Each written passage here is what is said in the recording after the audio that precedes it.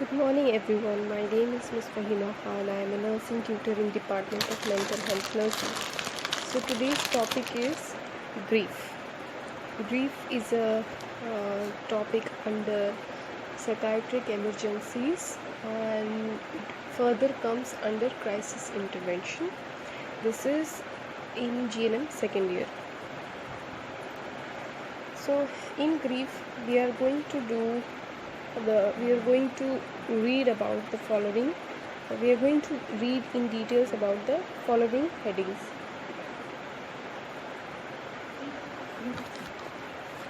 The definition of grief, the stages of grief, and how to resolve a grieving process, and maladaptive grief response, the treatment, and nursing interventions. These are the topics which we are going to cover. Now, firstly, we need to understand what exactly is grief. So, grief is a psychological and emotional experience following a loss of any kind. Now, the loss can be of relationship, status, job, house, gain, income, or a family member or a loved one. Okay? तो grief क्या होता है? Grief एक psychological और एक emotional experience है और एक रिस्पॉन्स है, जिसको हम कह सकते हैं एक रिस्पॉन्स है, साइकोलॉजिकल और इमोशनल रिस्पॉन्स किसी चीज़ के लॉस होने का. ठीक है, किसी भी चीज़ के लॉस होने का, उसको हम ग्रीफ बोलते हैं. अब लॉस कैसा भी हो सकता है, किसी रिलेशनशिप का एंड होना वो भी एक लॉस है. ठीक है, एग्जाम्पल इज डिवोर्स. स्टेटस, आपका स्टेटस कम हो जाना. ठीक है, पहले आप बहुत बड़े आदमी थे और अब आपकी स्टेटस वो नहीं है, तो ये भी एक लॉस है. जॉब, आपका जॉब लॉस हो जाना, घर लॉस हो जाना, किसी गेम में मेजर गेम्स में हारना. ठीक है, not the minor one, the major ones. Income, loss of income. तो ये सब का लॉस होने की वजह से आप एक रिस्पॉन्स देते हैं. इस रिस्पॉन्स को हम ग्रीफ बोलते हैं. ग्रीफ के अंदर ही एक फर्दर वो है. ग्रीफ का फर्दर आप बोल सकते हैं फर्दर एक्सटेंड है, वो है बिरीफमेंट. बिरीफमेंट जो है किसी लव्ड वन की डेथ हो जाना, तो उसको हम बिरीफमेंट बोलते हैं. ठीक है, तो ग्रीफ और बिरीफमेंट को यही फ़र्क है कि ग्रीफ में आप इमोशनल और साइकोलॉजिकल रिस्पॉन्स दोगे किसी भी चीज़ को लॉस होने की वजह से. ठीक है, बिरीफमेंट में पर्टिकुलरली आपका लॉस ऑफ लव्ड वंस हुआ है, तभी आप वो रिस्पॉन्स दे रहे हो. ठीक है, तो that is the difference between grief and bereavement. So bereavement is a type of grief. Okay, now grief is a subjective state of emotional, physical, social response to the loss of a valued entity. किसी valued entity, किसी भी valued चीज़ का जो loss हो जा रहा है, उसके पास जो आपका रिस्पॉन्स होगा, इमोशनल होगा, फिजिकल होगा, सोशल रिस्पॉन्स होगा, उसका हम ग्रीफ बोलेंगे. ये सेकेंड डेफिनेशन है. इमोशनल मतलब आप जो है you will feel sad. Physical, you might even hurt yourself और यू माइट स्टॉप ईटिंग, है ना. Social, you might stop talking to anyone. ये जो दो डेफिनेशंस हैं ये ग्रीफ के हैं. ठीक है, next we are going to read about stages of grief. Now there are 5 stages of grief. ठीक है, these stages were given by Kubler-Ross. Okay, Elizabeth Kubler-Ross. So she was a psychiatrist, and Kubler-Ross, having done extensive research with terminally ill patients, identified 5 stages of feelings and behavior that individuals experience in response to loss. Kubler-Ross जो एक psychiatrist थी, उन्होंने जो terminally ill patients थे उन पे scientific research किया था, और उन्होंने साइंटिफिक रिसर्च के थ्रू उन्होंने ये 5 स्टेजेस ऑफ ग्रीफ के हमें दिए हैं. ठीक है, उन्होंने जो रिसर्च किया था लोगों पे, उन सबको कंबाइन करके. ठीक है, तो ये हमारी जो 5 स्टेजेस ऑफ ग्रीफ है ये आई थी, and this was given by Kübler-Ross. So the first stage is denial. जो 5 stages of grief by Kubler-Ross, उसमें फर्स्ट स्टेज जो है वो है denial. So this is a stage of shock and disbelief.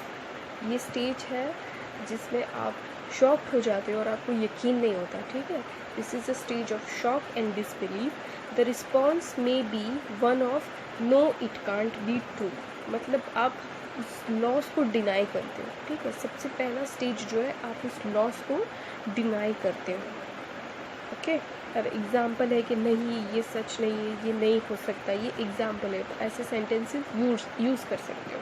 तो stage 1 is denial. Now stage two is anger. तो आप अगर पहले डिनाई करते हो, फिर डिनाइल जो स्टेज 1 है आप उसको क्रॉस करोगे, आप स्टेज 2 में आओगे जहाँ पे आप गुस्सा दिखाओगे, एंगर. ठीक है, यहाँ पे लिखा हुआ है why me and it is not fair are the common comments often expressed during the anger stage. Anger may be directed at self or displaced on loved ones or caregivers and even God. तो जैसा anger का मतलब हमें पता ही है गुस्सा. ठीक है, तो अगर आपको लॉस का जो पता चलता है तो आप पहले तो डिनाई करोगे कि नहीं ऐसा नहीं हो सकता, ये सच नहीं है. ठीक है, फिर जब आपको थोड़ा बहुत आप स्टेज 2 में जब आप पहुँचोगे तो आपको जो है गुस्सा आएगा कि मेरे साथ ही क्यों. ठीक है, मेरे साथ ही क्यों, ये जो है सही नहीं हुआ मेरे साथ, ये फेयर नहीं है. ये आप ऐसा शायद ऐसे कमेंट्स आप यूज़ कर सकते हो इस स्टेज में. एंगर जो है आपका वो डायरेक्टेड टुवर्ड सेल्फ या फिर displaced on loved ones, caregivers और इवन गॉड. ये आप गुस्सा जो है अपनी तरफ भी आप दिखा सकते हो, यानी अपने आप को मारना. ठीक है, या फिर आप जो है दूसरों पर भी डिस्प्लेस कर सकते हो, यानी लव्ड वंस यानी रिलेटिव्स, फैमिली, फ्रेंड्स, उन पर गुस्सा निकालना, उन पर भड़कना. और care givers and even God पे गुस्सा दिखाना. ठीक है, कि मेरे साथ ही क्यों. So this was the stage 2 of anger. Stage 1 is denial, Stage 2 is anger and Stage 3 is bargaining. Bargaining का मतलब यही होता है कि बार्गेन कर. ठीक है, जो यूजुअली आप शॉपिंग के लिए जाते हो तो आप बार्गेन करते हो शॉपकीपर से. तो this is the same exact thing. So you might use this sentence: if God will help me through this, I promise I will go to church every Sunday and volunteer my time to help others. तो ये common सा sentence है जो हम use करते हैं. Example यहाँ पे जो दिया हुआ है कि अगर मुझे गॉड ने हेल्प किया तो मैं हर संडे चर्च में जाऊँगा या जाऊँगी, और अपना जो टाइम है तो मेरा जो टाइम होगा एक्स्ट्रा वो उसको मैं दूसरों की हेल्प करने में वॉलंटियर करूँगी. और I can also give you another example कि मुझे इस एग्ज़ाम में कैसे भी पास करा दो, मैं जो है ऐसे प्रे करूँगी, ऐसे जो है I will pray to God, मैं आपके सामने भीख मांगूंगी. ये सारी चीज़ें जो है एग्जाम्पल हम ले सकते हैं एग्ज़ाम की ड्यूरिंग जो हम करते हैं usually. So during this stage, which is generally not visible or evident to others, a bargain is made with God in an attempt to reverse or postpone the loss. तो यहाँ ये जो stage है, stage 3 bargaining का जो stage है, usually किसी और को दिखाई नहीं देता. ठीक है, डिनायल और एंगर स्टेज जो है आसपास के लोगों को दिखाई देती है, बार्गेनिंग जो है आसपास के लोगों को नहीं दिखाई देती कि हम अकेले में बैठकर जो है गॉड से बार्गेन करते हैं, या तो ये लॉस जो है वो रिवर्स हो जाए, यानी वो उल्टा हो जाए, मतलब कि जो हुआ है वो रिवर्स हो जाए. ठीक है, और या फिर वो लॉस जो है पोस्टपोन हो जाए. कोई लॉस होने वाला होता है, जैसे आपको पता है कि भी आप इनकम लॉस लूज़ करने वाले हो, तो you will bargain to god कि प्लीज़ मुझे बचा लो, I will pray to you. ठीक है, I will pray to you, मैं जो है गरीबों में ऐसे बांटूंगा पैसे, and I will do this good things, मुझे इस लॉस से बचा लो. तो या तो जो लॉस आने वाला है या फिर जो लॉस आ चुका है, आप उसको रिवर्स करने के लिए गॉड से बार्गेन करोगे. So this was stage 3, okay, which is called as bargaining. Then there is stage 4, depression. अब आप जो है स्टेज 1 डिनाइल से गुजर चुके हो, स्टेज 2 एंगर से गुजर चुके हो, स्टेज 3 बार्गेनिंग से गुजर चुके हो. Now you are in stage 4 of grief, that is depression. Whereas anger and bargaining can feel very active, depression may feel like a quiet stage of grief. This depressive stage feels as though it will last forever. We all know what depression is, ठीक है? तो anger और bargaining में जो है बहुत ज़्यादा active feel करते हैं, ठीक है? जो इमोशन से बहुत ज़्यादा एक्टिव होते हैं, बार्गेन करना, एंगर, गुस्सा दिखाना, ये आप बहुत ज़्यादा active feel, emotionally you are active, not in a positive way but yes you are active. But depression में इट्स अ क्वाइट स्टेज. यहाँ पे आप शांत रहना स्टार्ट कर दोगे, यू नो, अपने आसपास लोगों से बात नहीं करोगे, चुपचाप बैठे रहोगे अपनी जगह पे. इस स्टेज में आपको ऐसा लगेगा कि ये जो है कभी ख़त्म नहीं होगा, अब मेरी लाइफ ऐसे ही रहेगी हमेशा के लिए, ठीक है? ये आप फील करोगे डिप्रेशन स्टेज में. So this was the 4th stage of grief which is called as depression. Stage 5 is acceptance, ठीक है? The final stage brings a feeling of peace regarding the loss that has occurred. यहाँ पे आपको जो है एक you will feel, तो एक फील होगा कि हाँ अब ये मेरे साथ लॉस हुआ था, ये हो चुका है, ठीक है? What can I do for it? आप क्या कर सकते हो? उस लॉस को आप रिवर्स नहीं कर सकते, जो हो गया है वो हो गया है. So you have to move on with your life, ठीक है? आपको ऑब्वियसली उस लॉस का दुख होगा, you will always feel sad about the loss, whatever the loss might be it loved ones, be it salary, be it home, be it anything. आपको उसका loss का दुख हमेशा होगा, बट आप इवेंचुअली उसको एक्सेप्ट कर लोगे and you will learn to live with it. आप उसके साथ जिंदगी आप you will start, you will learn how to live with it, ठीक है? So the final stage brings a feeling of peace regarding the loss that has occurred. We will never like this reality or make it okay, but eventually we accept it. We learn to live with it. ये आपका last stage है, वो है acceptance की. Now, what is resolution of grief? Resolution of grief. So resolution of the process of mourning is thought to have occurred when an individual can look back on the relationship with the lost entity and accept both the pleasure and the disappointment of the association. Preoccupation with the lost entity is replaced with energy and desire to pursue new situations and relationships. तो यहाँ पे resolution of grief में आप कैसे किसी grief को लेकर कैसे रिजॉल्व करोगे, ठीक है?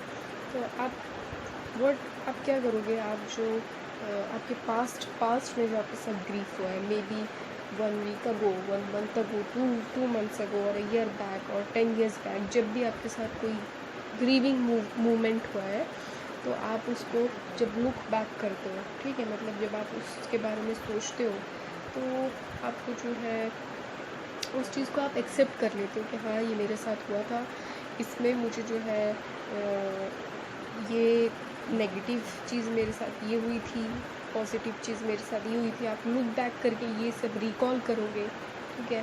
और धीरे धीरे क्या होगा ना कि आप उस लॉस्ट चीज़ को, ठीक है, लॉस्ट एंटाइटी को, it can be loved ones, house, salary, income, ठीक है, एनीथिंग, जैसे मैंने आपको बोला है, तो आप उस लॉस्ट एंटाइटी को जो है उसके बारे में आप सोचना छोड़ दोगे एंड इंस्टेड आप क्या करोगे? आप अपनी एनर्जी जो है जो न्यू सिचुएशंस और न्यू रिलेशनशिप्स में लगाओगे, ठीक है? अगर आपने किसी रिलेशनशिप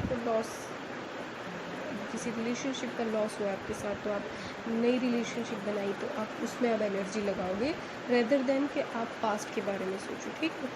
और आपके जो सिचुएशंस में आप ज़्यादा पॉजिटिव एनर्जी दोगे एंड आप जो लॉस और लॉस जो आपके साथ हुआ है उसके बारे में धीरे धीरे सोचना छोड़ दोगे, ठीक है? तो ये रेजोल्यूशन ऑफ ग्रीफ, मतलब बेसिकली आप ग्रीफ को कैसे रिजॉल्व करोगे, ठीक है? So the next is maladaptive grief response. अब जो हमने ग्रीफ स्टेजेस पढ़े थे, 5 जो स्टेजेस थे, उसका लास्ट स्टेज था एक्सेप्टेंस, ठीक है? लेकिन फर्स्ट स्टेज था डिनायल, सेकेंड स्टेज था एंगर, ठीक है, बार्गेनिंग. तो ये जो हमारे स्टेजेस होते हैं, अगर हम इन्हें क्रॉस कर लेते हैं, हम एक्सेप्ट कर लेते हैं, मूव ऑन करते हैं, ठीक है। बट हर किसी के साथ ऐसा नहीं होता है, ठीक है। Not every one goes through the stage, 5 stages. हर कोई उस 5 स्टेजेस के थ्रू वो नहीं करता है। किसी किसी को जो है रिस्पॉन्स जो है वो बहुत ज़्यादा फ्लक्चुएट करता है या बहुत ज़्यादा डिफ़र करता है, ठीक है। तो उसको हम बोलेंगे maladaptive grief response. So maladaptive grief responses to loss occur when an individual is not able to satisfactorily progress through the stages of grieving to achieve resolution. मतलब वो उस ग्रीविंग प्रोसेस से जो है गुजर ही नहीं पा रहा है, रेजोल्यूशन या रिजॉल्व कर ही नहीं पा रहा है, तो उसको हम बोलेंगे मालअडैप्टिव ग्रीफ रिस्पॉन्स। ये 3 टाइप्स हैं मालअडैप्टिव ग्रीव रिस्पॉन्स के। तो उनमें से फर्स्ट टाइप है प्रोलॉन्ग्ड रिस्पॉन्स, ठीक है। फर्स्ट टाइप जो मालअडैप्टिव ग्रीविंग रिस्पॉन्स का जो फर्स्ट टाइप है वो है prolonged response. It is characterized by an intense preoccupation with memories of the lost entity for many years after the loss has occurred. इसमें क्या होगा, प्रोलॉन्ग्ड रिस्पॉन्स, प्रोलॉन्ग्ड का मतलब यही है कि फॉर लॉन्ग टाइम, ठीक है। तो प्रोलॉन्ग्ड रिस्पॉन्स में यही होगा कि जो इंडिविजुअल है जिसके साथ लॉस हुआ है वो उस लॉस को लेकर उसकी मेमोरीज़ में बहुत सालों तक जो है सोचता रहेगा, ठीक है। उस मेमोरीज़ के साथ वो अपना जो माइंड है वो ऑक्यूपाई कर लेगा, किसी और चीज़ में वो ध्यान नहीं लगा पाएगा, बस वो लॉस जो उसके साथ हुआ है, ठीक है, वो उस चीज़ को बार बार सोचता रहेगा। तो ये हो गया प्रोलॉन्ग्ड रिस्पॉन्स। फिर है सेकंड डिलेड और इनहिबिटेड रिस्पॉन्स। डिलेड और inhibited response, the individual becomes fixed in the denial stage of grieving process. Delayed और इनहिबिटेड रिस्पॉन्स में क्या होगा कि जो इंडिविजुअल है, जो पर्सन है जिसके साथ लॉस हुआ है, वो सिर्फ डिनायल स्टेज में ही रहेगा ग्रीविंग प्रोसेस के। 5 स्टेजेस ऑफ ग्रीफ जो है उसके सिर्फ डिनायल स्टेज पे रहेगा, मतलब ये हुआ ही नहीं है या ये सच नहीं है, ये ठीक है। ये एग्जांपल जैसे कि ये तो मेरे साथ हुआ ही नहीं है, ये सच नहीं है, ये नहीं हो सकता, डिनायल स्टेज में रहेगा, वो उस स्टेज से आगे नहीं बढ़ेगा। इसको हम बोलेंगे डिलेड और इनहिबिटेड रिस्पॉन्स। फिर है डिस्टॉर्टेड रिस्पॉन्स। जो थर्ड टाइप है मालअडैप्टिव ग्रीविंग रिस्पॉन्स का वो है distorted response. The individual who experiences a distorted response is fixed in the anger stage of grieving. यहाँ पे जो इंडिविजुअल है वो जिसके साथ लॉस हुआ है, ठीक है, तो वो डिनाइल स्टेज क्रॉस कर लेगा। एंगर स्टेज में जब आएगा तो वो सिर्फ एंगर स्टेज में ही रहेगा, उससे आगे नहीं बढ़ पाएगा, वहीं फिक्स्ड हो जाएगा, सिर्फ गुस्से में रहेगा, ठीक है। तो ये हो गया डिस्टॉर्टेड रिस्पॉन्स। ये मालअडैप्टिव रिस्पॉन्सेस हैं, मतलब या तो एक ही स्टेज में रह जाना, ठीक है, एक स्टेज से आगे नहीं बढ़ना, ये एक मालअडैप्टिव रिस्पॉन्स हो गया। नाउ ट्रीटमेंट ऑफ ग्रीफ, ठीक है। तो जो नॉर्मल ग्रीविंग प्रोसेस है, जो मैंने 5 स्टेजेस आपको बताए हैं, जो कुबलर रॉस ने दिए थे, वो नॉर्मल है, उसके लिए हमें कोई ट्रीटमेंट की ज़रूरत नहीं है, ठीक है। Normal grief does not require any treatment, while complicated grief requires medication depending on the prevailing behaviour responses. जैसे मैंने आपको बोला कि नॉर्मल ग्रीफ जो हमारे 5 स्टेजेस है जो उससे गुजरता है, 5 स्टेज जिसके होते हैं ग्रीविंग प्रोसेस के, तो उनके लिए नॉर्मल ग्रीफ के लिए हमें मेडिकेशन की ज़रूरत नहीं होती। लेकिन जब ग्रीविंग प्रोसेस कॉम्प्लिकेटेड हो जाता है या मैलअडैप्टिव हो जाता है तो हमें मेडिकेशंस या फिर साइकियाट्रिस्ट या फिर साइकोलॉजिस्ट को रेफ़र करने की ज़रूरत होती है, बिकॉज उससे हमारे बिहेवियर में बहुत एक्सट्रीम चेंजेस आ जाते हैं, ठीक है। मेडिकेशंस अगर साइकियाट्रिस्ट देंगे तो वो देखेंगे कि हमारी बिहेवियर में कैसे चेंजेस आए, तो वो उस हिसाब से हमें मेडिकेशंस देंगे, ठीक है। अगर हमें सिर्फ काउंसलिंग की ज़रूरत है तो हमें सिर्फ साइकोलॉजिस्ट के पास जाके काउंसलिंग के लिए बोलेंगे, okay. So this was the treatment for grief. Now, nursing intervention. As a nurse, how will you intervene in a grieving response or grief? So, firstly, you are going to provide an open and accepting environment. जो individual है, ठीक है, जिसके साथ कोई loss हुआ है, वो ग्रीविंग प्रोसेस में चल रहा है, तो आप सबसे पहले क्या करोगे, आप एक ओपन और एक्सेप्टिंग एनवायरनमेंट प्रोवाइड करोगे। ठीक है, जो भी पेशेंट बोल रहा है या इंडिविजुअल बोल रहा है, वो आप उनको बस उनकी सुनोगे। ठीक है, उनको जज नहीं करोगे। ठीक है, then you are going to encourage ventilation of feelings and listen actively। आप जो इंडिविजुअल है, जो पेशेंट है, उनको आप इनक्रेज करोगे कि अपनी फीलिंग्स को वेंटिलेट करो। मतलब ये कि आप शेयर करो, आप मुझसे या तो किसी आप उस पेशेंट को बोलोगे कि या तो आप मुझसे शेयर करो, या मुझसे बैठकर बात करो, या फिर अपने दोस्त से बैठकर बात करो, या किसी फैमिली मेम्बर से जिससे आप क्लोज़ हैं उनसे बैठकर इसके बारे में बात करो, डिस्कस करो। और अगर आपको बात नहीं करनी है, आपको लिखना है, तो आप डायरी में लिखो। ठीक है, अगर आपको किसी और तरीके से वेंटिलेट करना है या फिर बाहर फ्रेश एयर लेना है, तो आप वो करो। वेंटिलेशन किसी भी, हमारे बहुत सारे टाइप्स होते हैं वेंटिलेशन के। ठीक है, मतलब फीलिंग्स को वेंटिलेट करने के हमारे बहुत सारे टाइप्स होते हैं। हम वर्बली शेयर करते हैं, या फिर हम डायरी में लिखते हैं, या फिर हम फ्रेश एयर लेते हैं। ठीक है, ये सारे एग्जांपल्स हैं। तो आप उनको इंकरेज करोगे कि वो अपनी फीलिंग्स वेंटिलेट करें, मतलब बाहर निकालें। ठीक है, और अगर वो आपसे कुछ बैठकर शेयर कर रहे हैं, तो आप उनकी बात को एक्टिवली सुनोगे। Be a active listener. ठीक है, be an active listener. Then the third point is provide various diversional activities.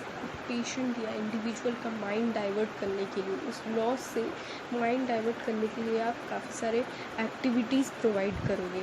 ठीक है, it will be difficult in the beginning, but आपको ट्राई करना है अपनी तरफ से, सो दैट उनका माइंड जो है उस ग्रीफ से, उस लॉस से थोड़ा सा डाइवर्ट हो जाए, so that the person, the individual feels a little bit better. Provide teaching about common symptoms of grief. अब जैसे हमने 5 स्टेजेस आप पढ़ लिए हैं कुबलर-रॉस के ग्रीफ के।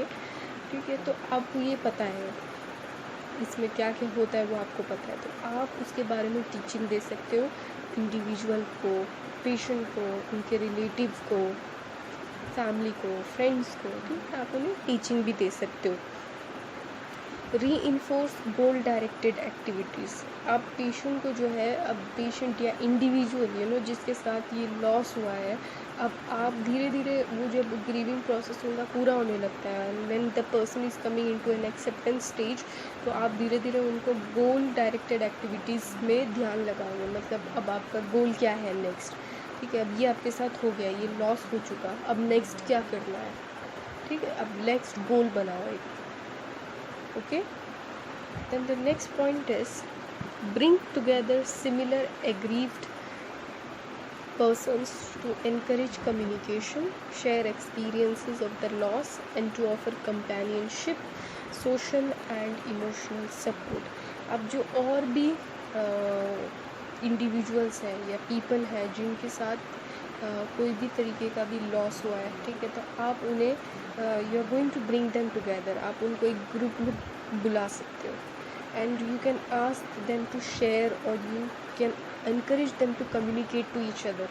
ठीक है, जैसे फॉर एग्ज़ाम्पल मैं आपको बताऊँगी किसी की death of a loved one.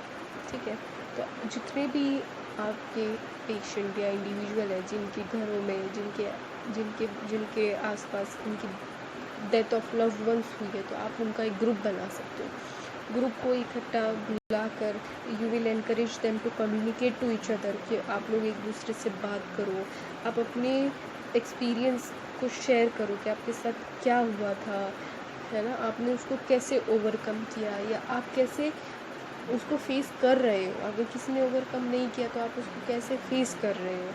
ठीक है, और आप उनको बोलोगे कि आप लोग एक दूसरे का सपोर्ट बनो, that is to offer companionship, कि किसी को भी किसी की ज़रूरत पड़ जाए तो आप उन्हें सपोर्ट करो, सोशली, इमोशनली।